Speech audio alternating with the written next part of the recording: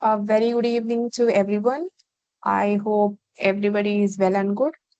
So, here we are in another session of our webinar series, which is Cotton Stories. So, on behalf of AOQR ACN, I warmly welcome all of you to another session of our webinar series, Cotton Stories.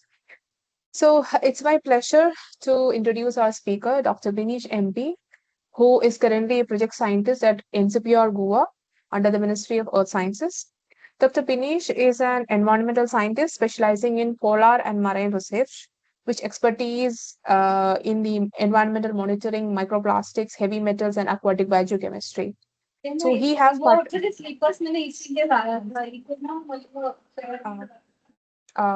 excuse me, I request everybody to mute your mic. So he have participated in 3 Indian scientific expeditions to Antarctica, 2 expeditions to Arctic, and several oceanographic research missions, making scientific contribution to India's polar research program. Today, he will take us on a fascinating journey through life and science on Antarctic frontier, insight from Indian expeditions, sharing his first-hand experience and scientific insights from one of the most extreme environment on the earth. So, without further delay, please join me to give a warm welcome to Dr. Binish MP. So, sir, over to you. A very good evening to everyone, and thank you very much, Ardra, for the nice introduction. At the outset, I would like to express my sincere gratitude to Dr. Ayappadas and Ardra for the invitation, and to the Association of Quaternary Researchers for giving me this opportunity. It is truly a privilege and honor to be invited to speak on Asian content stories. So today, I will speak on life and science on the Antarctic frontiers, insights from Indian expedition.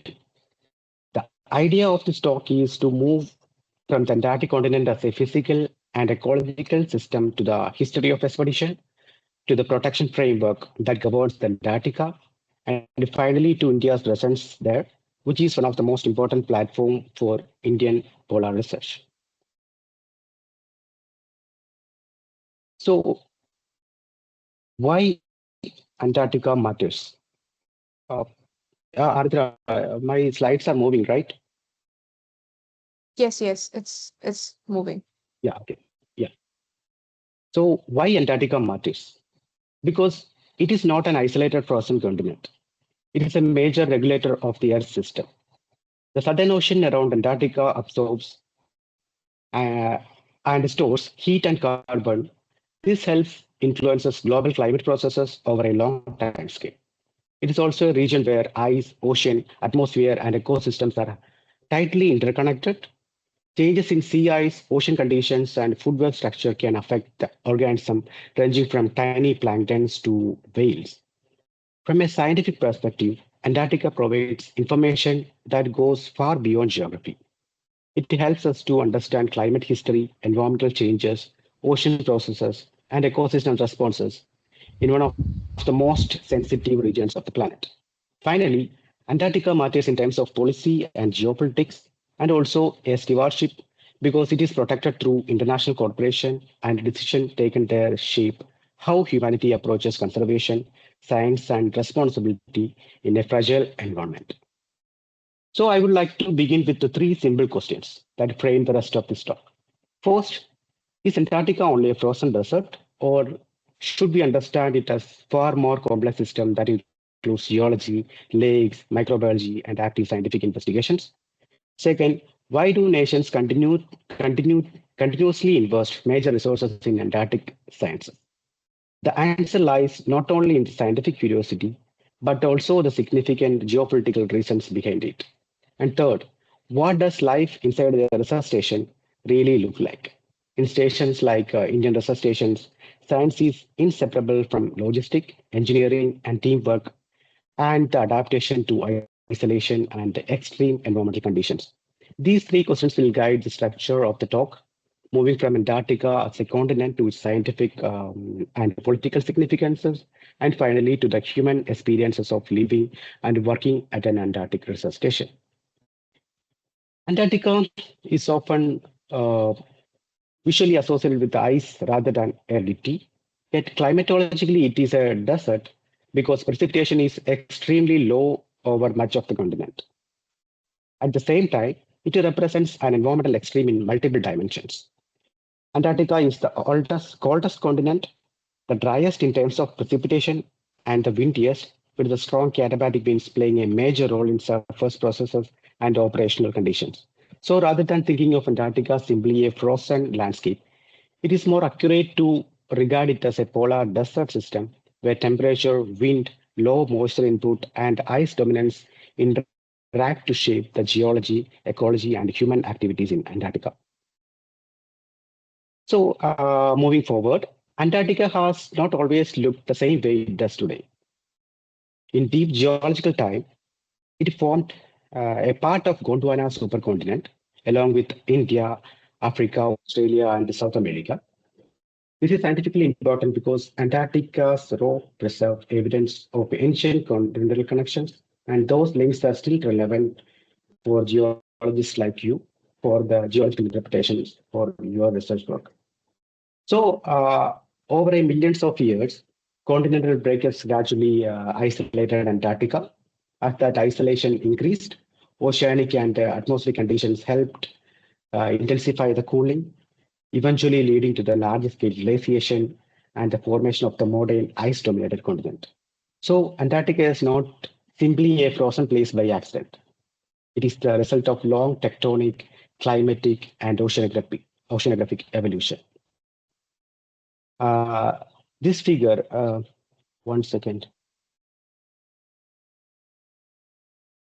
This is the recently found fossilized leaf, recently found near the Prince Charles Mountains in West Antarctica, which shows the relation with Antarctica to the other continents.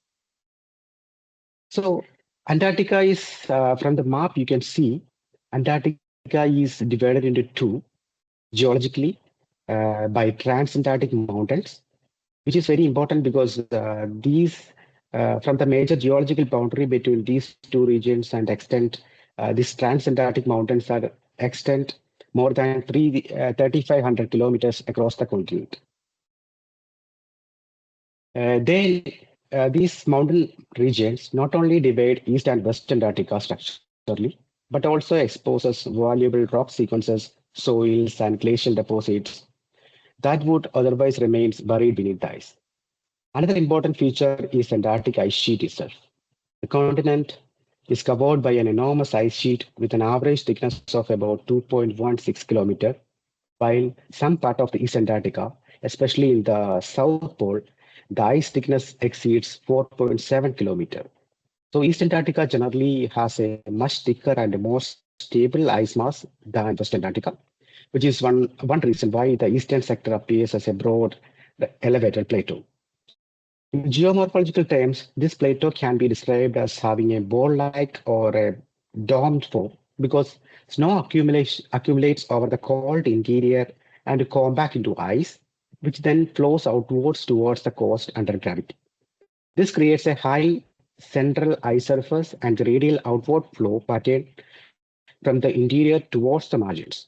Because most of the Antarctica is buried beneath the permanent ice, small exposed regions such as nunataks, mountain ridge, and ice-free oases become extremely valuable for scientific research.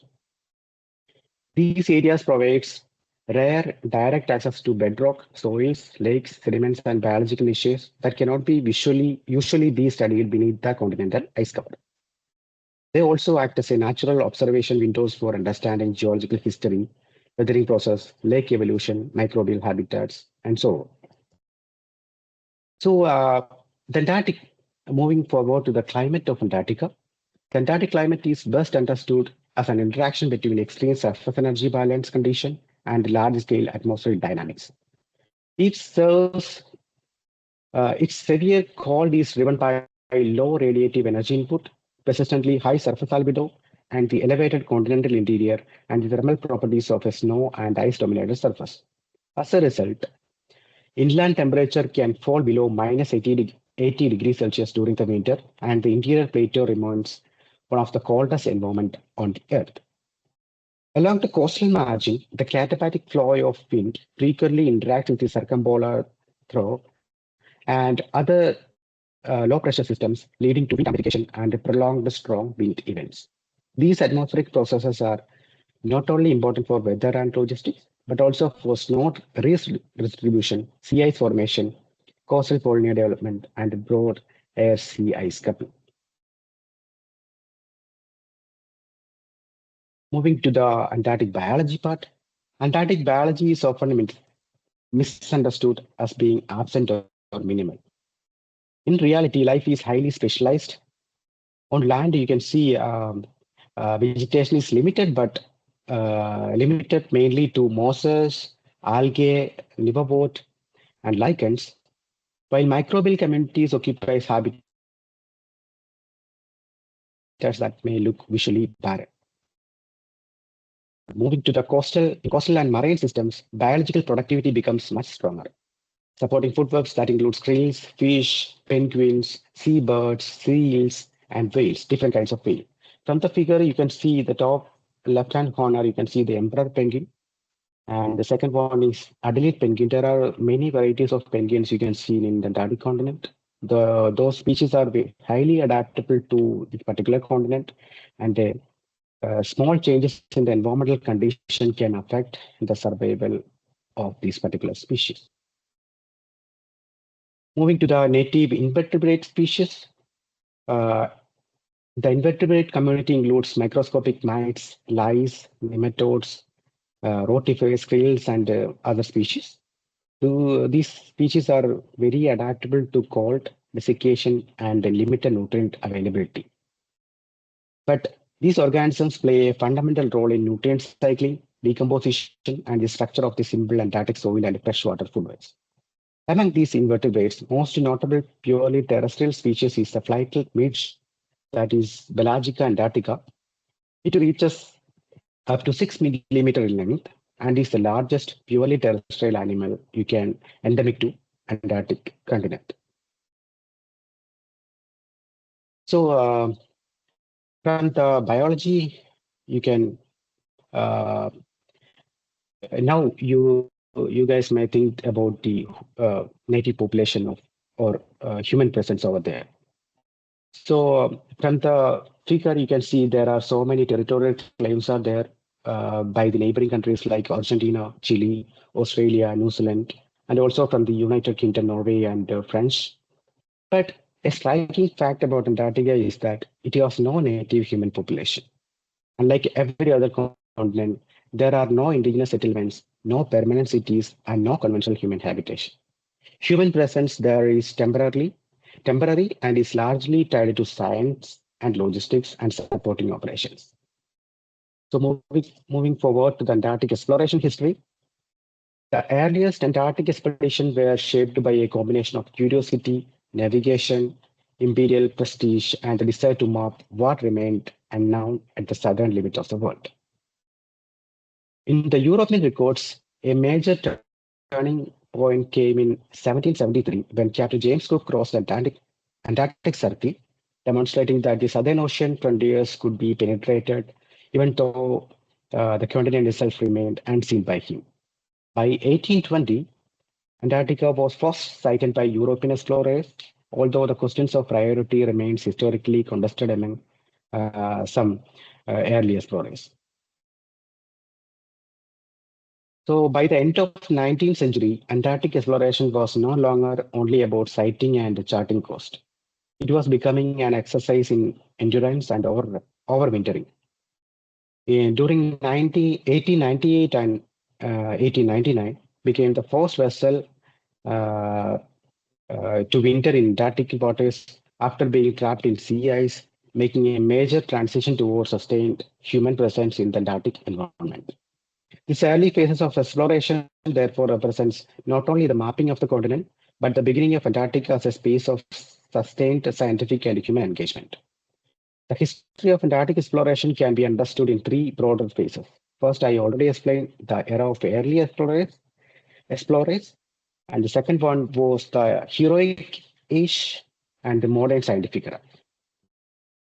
The earliest explorers, including the James Cook, James Clark Ross, and others, were primarily driven by navigation, discovery, and the ambition to chart the region that remained largely unknown to the rest of the world. The second phase is the heroic age of Antarctic exploration, usually associated with the late 19th and early 20th centuries.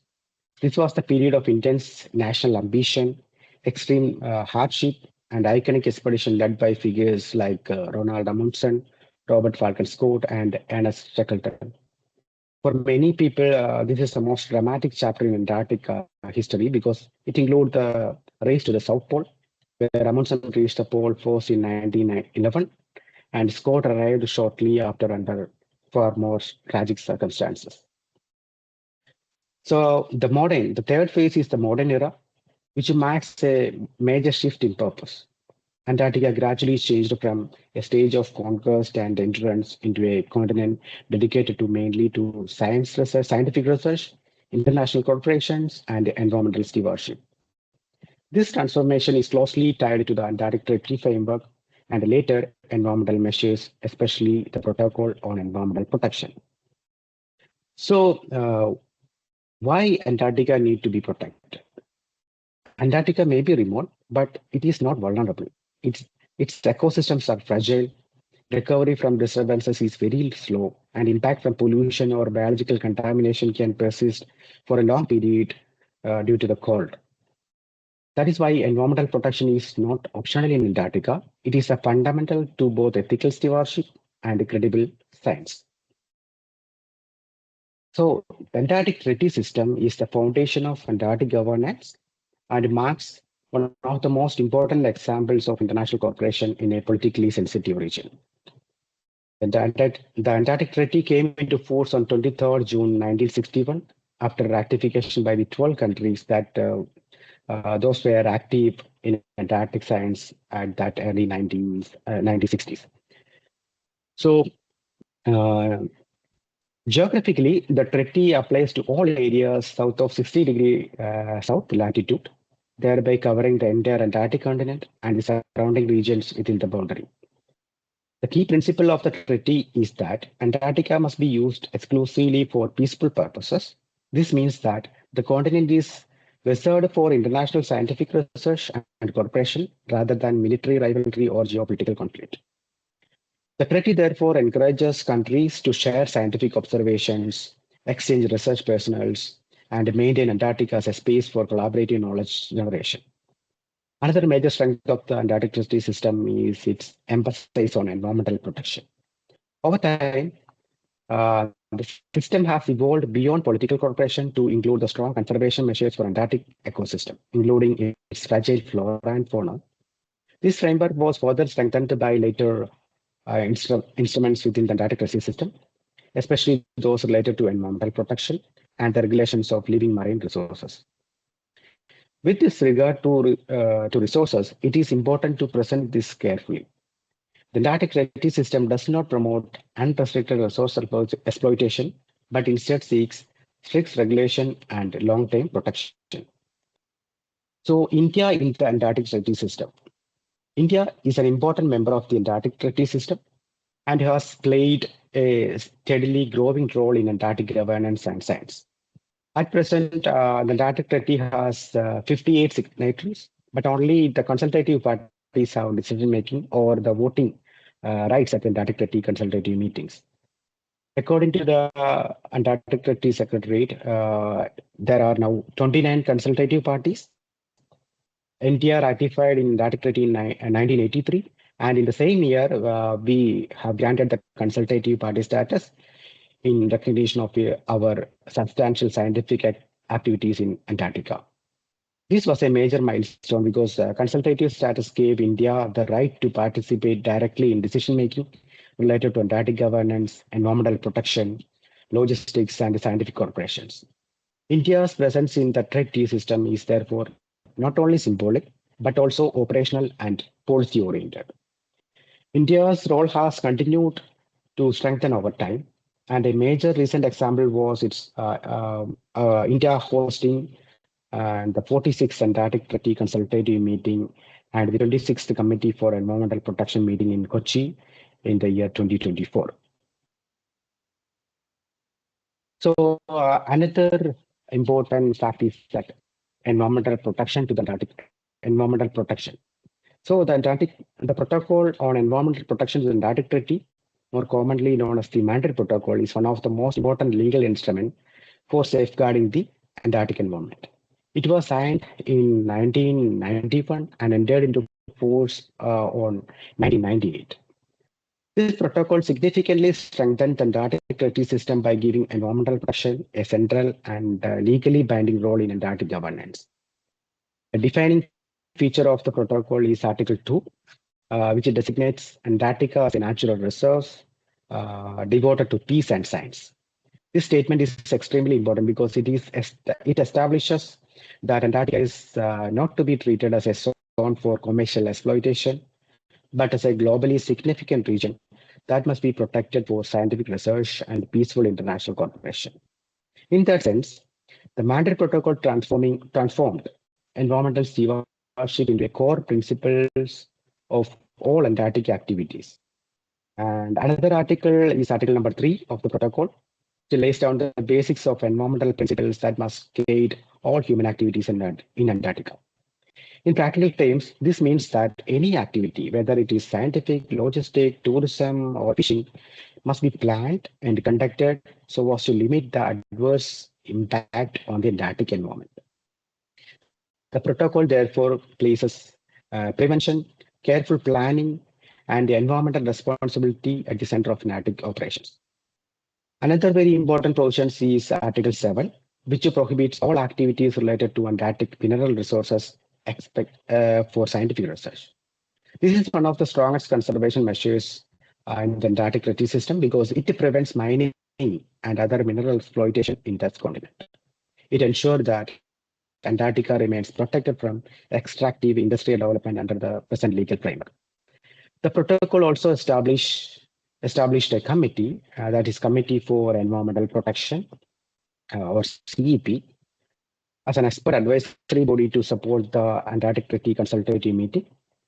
The CEP provides scientific and technical advice, reviews environmental issues related to Antarctica, and helps to formulate a recommendation for implementing the protocol effectively. As a result, the Mandatory Protocol not only sets environmental rules, but also creates an institutional mechanism to guide and monitor environmental management in Antarctica. So, moving to India in Antarctica. India's journey to the White Continent represents a remarkable story of scientific ambition, diplomatic perseverance, and peaceful exploitation. This slide shows the overview of India's Antarctic journey from 1981 to present. India's Antarctic program began in early 1980s, and developed into sustained scientific presence on the continent. Over the time, this expanded beyond expeditionary presence into long-term station-based science, involved multiple disciplines. India's Antarctic engagement reflects both scientific commitment and the importance of participating in global polar research. So India's Antarctic journey did not begin with the first expedition in 1980s.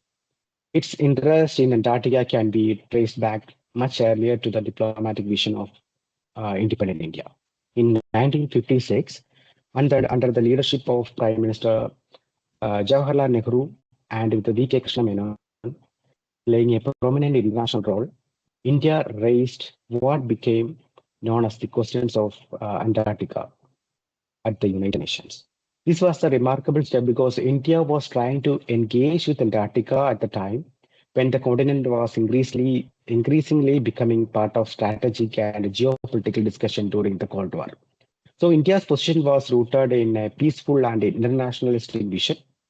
The central idea was that Antarctica should be used only for peaceful purposes, should remain free from militarization, or should not become another theater of global political rivalry. India also argued that the continent and its resources should be treated in a way that served broader human welfare rather than narrow national competition. In this sense, India's early Antarctic thinking was closely aligned with the anti-colonial, non-aligned, and peace-oriented foreign policy principles. However, this initiative faced strong resistance from the countries with a direct territorial or strategic interest in Antarctica, in particular Argentina and Chile, opposed the move. And the proposal also received only a limited encouragement from the superpowers like United States and Soviet Union at that time. Even though India's interventions did not immediately reshape Antarctic governance, it was historically significant because it showed that India was thinking about Antarctica as a global common long before it became an operational Antarctic nation. This early diplomatic engagement laid part of the intellectual foundation for India's later scientific and political role in Antarctica. So, Operation Gangotri. This marks the truly beginning of India's modern Antarctic presence. On 1982, the first Indian expedition reached Antarctica, an event that surprised much of the world and was widely seen as a historic scientific as well as geopolitical achievement for India. This landing demonstrated that India had moved beyond diplomatic interest in Antarctica and had now become an active field-based polar nation. The expedition was led by Dr. Qasim, a renowned oceanographer and one of the key architects of India's polar research program. He headed a 21-member team that traveled aboard the chartered Norwegian vessels, departed from Goa in December 1981 and landed on Antarctica in January 1982.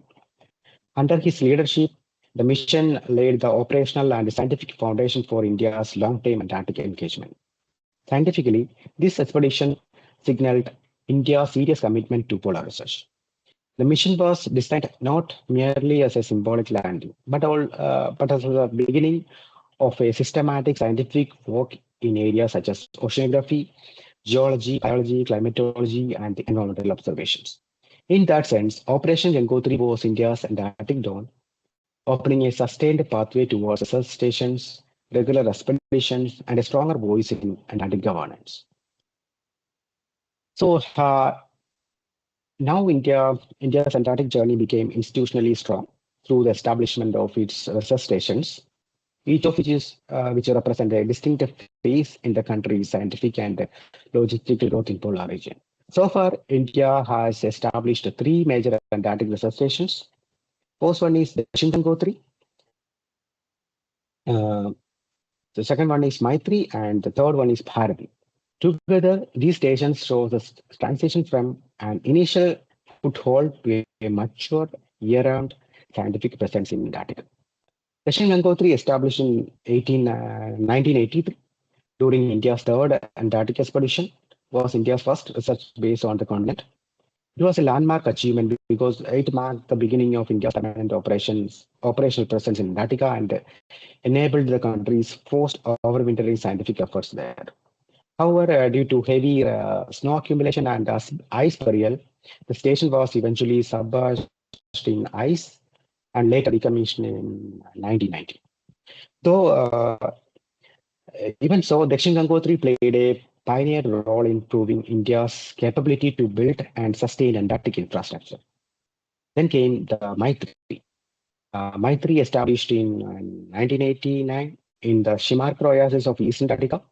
It is very near to our Dakshin Gangotri station. It became India's second station and remains operational. Still, it is operational. Its location is relatively stable. It's in an ice-free rocky oasis, made it far more suitable for long-term habitation and research.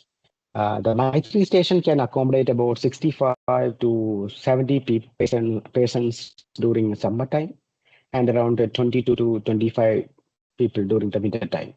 And it has supported multidisciplinary research in terms of geology, glaciology, atmospheric science, biology, medicine, and environmental monitoring, etc.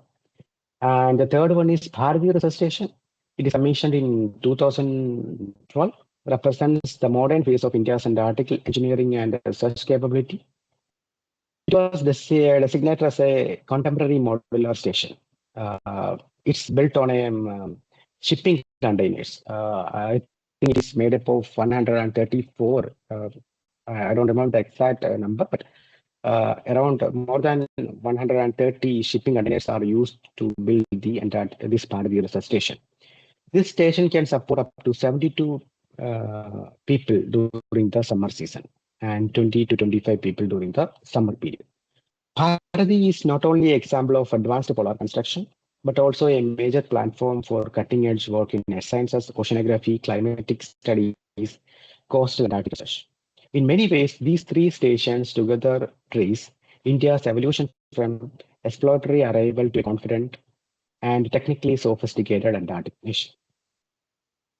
So, what is future? So, India already proposed a new station that is Maitri 2. It shows India's Antarctic program is now entering into a next phase. So the new station is planned near the aging Maitri station. Maitri station is quite old. It is almost 37 years old, and it has some limitations.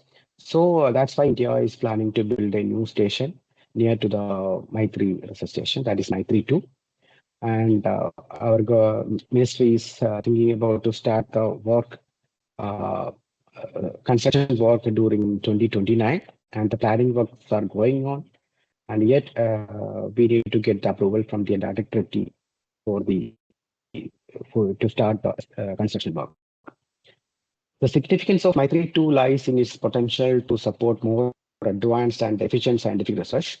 The new facility is being envisioned as a modern and more environmental friendly responsible station. This is stronger infrastructure, improved logistics, and enhanced capacity for multidisciplinary research. It is expected to strengthen India's ability to conduct high quality work in polar climatic science, glaciology, geology, and other research domains. So, um, India also has a domestic law or domestic law for Antarctica, that is Indian Antarctic Act 2022. It's a landmark development in India's polar governance because it is the country's first domestic legislation specifically dedicated to Antarctica. It was enacted to provide a national legal framework considering consistent with India's obligations under the Antarctic Treaty System, including environmental protection and the regulation of activities by Indian entities in the region. In that sense, that marks the transition from India being only an operational and scientific Antarctic actor to a to also being a formally regulated legal actor in Antarctic affairs. The Act establishes a comprehensive regulatory framework covering scientific expedition as well as the activities of individuals, operators, companies, vessels, aircraft, and even tourist or fishing activities linked to India's presence in Antarctica. It requires permits for a range of activities and provides legal control over matters such as entry, research operations, environmental impact, waste disposal, protected areas, and so on. This is important because Antarctic activity is no longer limited to government science alone. It now involves wider logistical, commercial, and human dimensions that require clear legal oversight. Another major feature of the Act is the law provides that offences committed in Antarctica by Indian citizens or by foreign citizens participating in Indian expedition can fall under the jurisdiction of Indian courts. There are two dedicated courts assigned for this particular Indian Antarctic Act. One is in Saket in New Delhi, and another one is Panjim. It's in Goa. So, in effect, offences under the Act are treated as though they were committed in India for the purpose of legal proceedings, which closes an important enforcement gap for activities taking place on the continent without a conventional or legal system.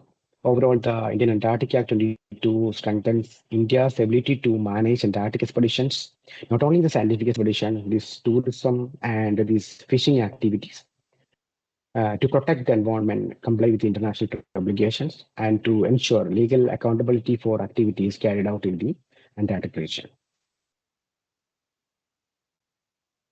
Sorry. So let's move from policy and governance to the live day-to-day reality of working in Antarctica. Maitri, India's long-standing research station in the Shimark Oasis, is located roughly 120 kilometers away from the coast and almost 50 meters above the sea level. This positioning offers a relatively stable ice-free platform for scientific work while still being deep within the Antarctic environment. The station is designated to operate as a self-contained human and scientific ecosystem. The main building can comfortably support around 25 personnel during the winter time, while additional capacity is provided during the summer through the modular container-based facilities that expand living and working spaces. Life at Mike 3 is sustained by a carefully regulated system, dedicated power generation, automated heating to cope up with the extreme cold, engineered water supply and waste management systems, secure storage for food and equipments, and robust communication links that keeps the stations connected to the outside of the world. Beyond basic survival, My3 is fundamentally a scientific platform. It houses laboratories. Uh, there are many laboratories with the scientific equipments by Indian Meteorological Department, IIG, and GSI, and Survey of India. Lots of Indian institutions are having laboratories in near My3 stations. It houses laboratories and instruments, and also in practice, this means that My3 is not just a shelter from the Antarctic environment, but an active base from which India continuously observe and studies one of the most extreme and globally important regions of Earth. The human dimensions of Antarctic research is just as important as the scientific one, because life in a research station like My3 depends entirely on teamwork and discipline and the psychological resilience. The station community is typically made up of scientists, doctors, nurses, engineers, technicians, and communication personnel and other supporting staff. During the summer season, the population is much larger because additional personnel arrive for field operations and logistic and scientific study, while the overwintering team is usually reduced to 22 to 25 members who remains through the harsh wintering period for the maintenance of our station. Living conditions are extremely and physically demanding. Temperature can fall far below the freezing, and the highest recorded temperature is in Micro region is minus 30 degrees Celsius. And strong winds. I already told about the katabatic winds. It intensify the cold through the windshield, and the long Antarctic winter brings prolonged isolation and periods of darkness that can place serious stress and on both body and mind. In such isolated, confined, and extreme environments, research has shown that social interaction and team bonding become critically important for maintaining both performance and mental well-being. Because of this, life in Antarctica is highly collective. People do not remain confined only to their formal professional roles. Everyone contributes in practical ways to station life, including maintenance, cooking, cleaning, daily routines, operational readiness, and adherence to the safety procedures necessary for the survival in a hostile environment. This shared responsibility creates a strong culture of mutual independence and cooperation. Equally important are the social and emotional systems that keep morale intact. Shared meals, celebrations like birthday celebration, Christmas celebration, New Year celebration, and shared film screening and other small community activities helps to reduce the monotony and build friendship during the long period of confinement. Communication in earlier times is very poor. Before, I think, before 2018, there was only satellite communication was possible. That's all. That also very limited. Per person will get only 10 minutes per month to communicate to his uh, home. So right now, I think it is after 2022, new satellite communication has arrived. Now the internet facility is very almost okay type in my 3. And last year we have installed our Starlink connections, so the communication is smooth. So we can contact our dear ones and near ones in the mainland to this satellite-based network. So I would like to share a typical day at M3. So a typical day at Maitri begins in a highly structured way because in Antarctica, routine is essential for both efficiency and safety. Because during the summertime, there was no night. The 24 hours we will get sunlight, and sun is never setting during that 4 months period. So routine is very important. After the breakfast, it is time bound, and the team usually gathers for planning the discussions, weather updates. Firstly, IMD people will give the weather updates, whether it is good to go for the outfield activities. And the coordination of the day, scientific and logistic activities will plan. And since almost every field movement and outdoor task depends on the weather, this IMD's weather update is very important during the meeting. The station leader then all the station then shift into work mode with the personal engagement. With the personal engaged in scientific observation, will go for their scientific work. If somebody has some field work in the area, the station leader will allot them some Istanbul, that is the vehicle for their travel movement. And and the logistic people will go for the maintenance duties, equipment checks, communication tasks, and the general operational responsibilities that keeps the station functioning smoothly. But life at Maitri is not only about work. Recreations is equally important for maintaining morale during long period of isolation. In the evening, people often used to go for gym for their workout, or spend time in indoor games like table tennis or this chess, caroms, and we have a good dedicated library in Maitri. So somebody is interested in reading, they can go for reading, they can play music, and after the dinner, we have a film screening in every day in Maitri. That is the most peculiar thing I have observed. So this routine helps to maintain a physical fitness, reduce stress, and create a sense of normalcy in an otherwise extreme and isolated environment. Community life is a major part of station culture.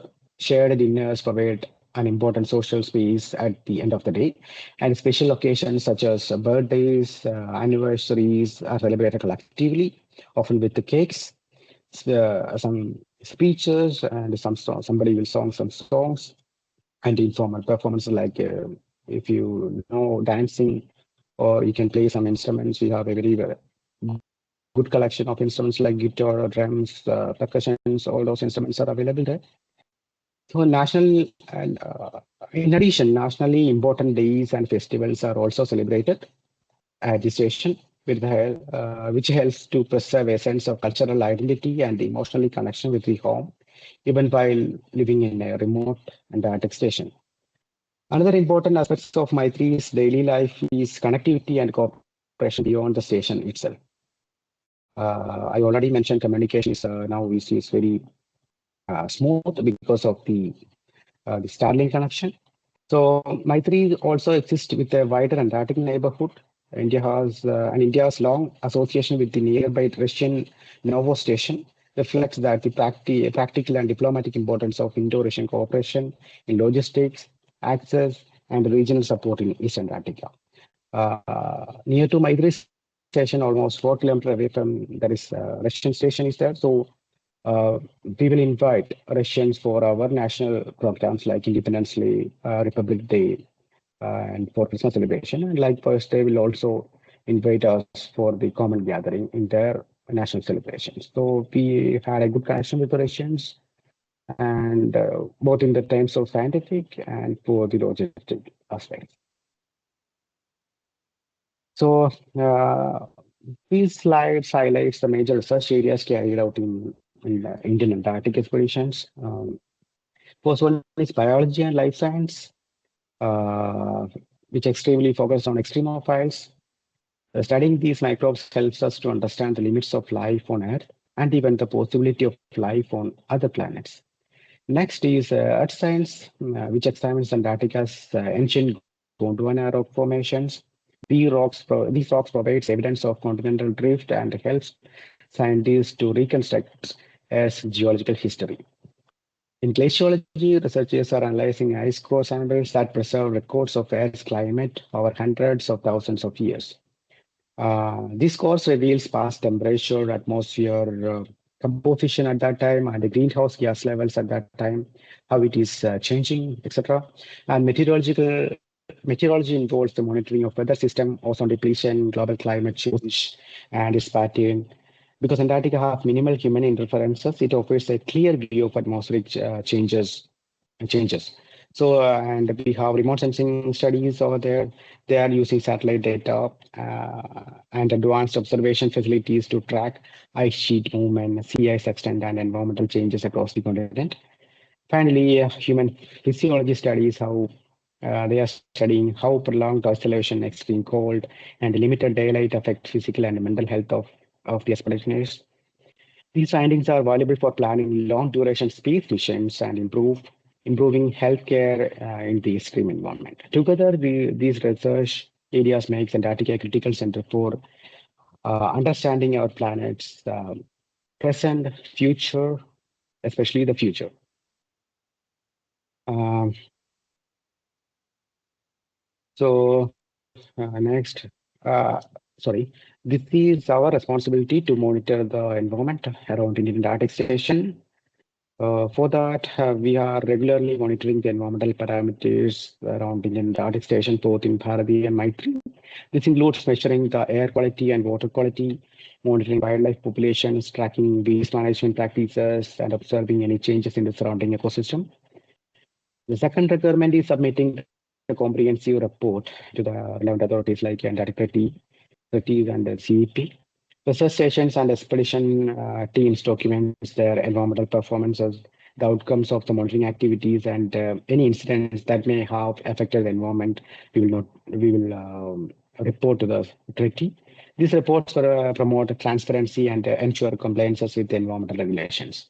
Finally, the collected data is evaluated by our team, and if we identify any environmental changes, we will assess regularly if your human activities are causing any adverse effects and determine if any additional mitigation measures are implemented in our station. Overall, continuous monitoring, environmental monitoring, accurately reporting, and data evaluation are essential for protecting Antarctica's fragile ecosystem while supporting responsible scientific research. So these are some photographs during the winter time, and the Maitri station during the summertime. You can see some snow petrel nesting near the station, and you can see Weddell Sea. Then this emperor penguin. This is a Antarctic cave formation in the ice due to the meltwater flowing. And the top left-hand side, you can see some piston pulley. This is the mode of transportation we are using in our Antarctic stations. And this is how we are landing in the blue ice. This is the team after landing in Antarctic blue ice. This photograph is taken during the last Christmas celebration time, and this is the expedition to this is expedition to Waltot Mountain region for collecting some geological samples with the Geological Survey of India team. So these are the activities I have conducted in Antarctica. So to conclude, Antarctica should be understood not only as a frozen physical space, but as a scientific, human, and ethical frontier. Expeditions to Antarctica combine discovery with responsibility. India's long-term presence, especially through Maitri, shows how polar science depends not only on research questions, but also on law, logistics, engineering, teamwork, and environmental stewardship. And thank you very much for your kind attention, and I would be happy to take questions, especially related to environmental policies and environmental monitoring. Yeah. Thank you, Dr. Vinesh. Now we will open our platform for the discussion. If anyone has any questions or comments, please feel free to ask.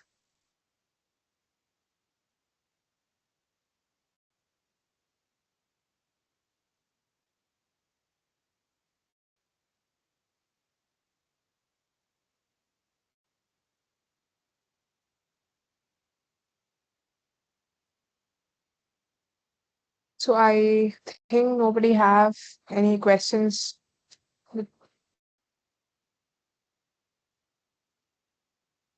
Yeah, I think Dr. Hello. Vinesh selects. Oh yeah, please. Um, Thank you, Dr. Manish, for taking us all to the Antarctica. So, my question is that can you elaborate something about the research facilities or the equipments that are there in the Metri station? Sorry, can you pardon me? Can you repeat this? Can you elaborate on the research facilities or the instruments that are there in the Metri station?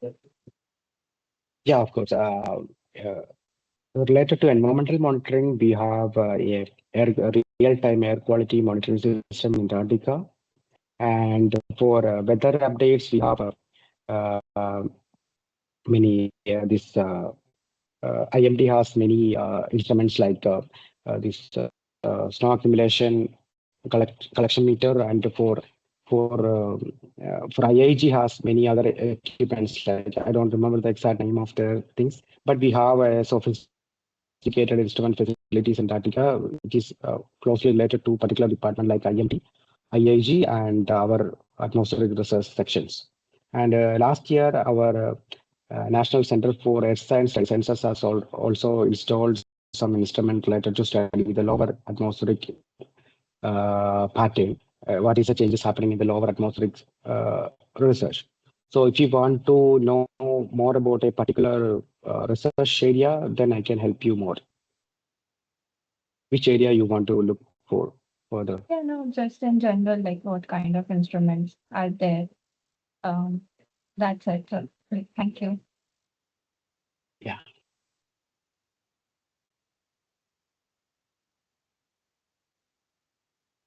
Any other questions?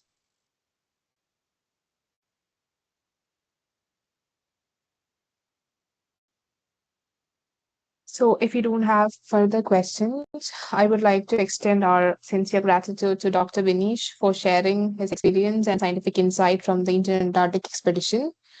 And it's commendable that the session was made even more captivating by beautiful photographs, which are shared from Antarctica.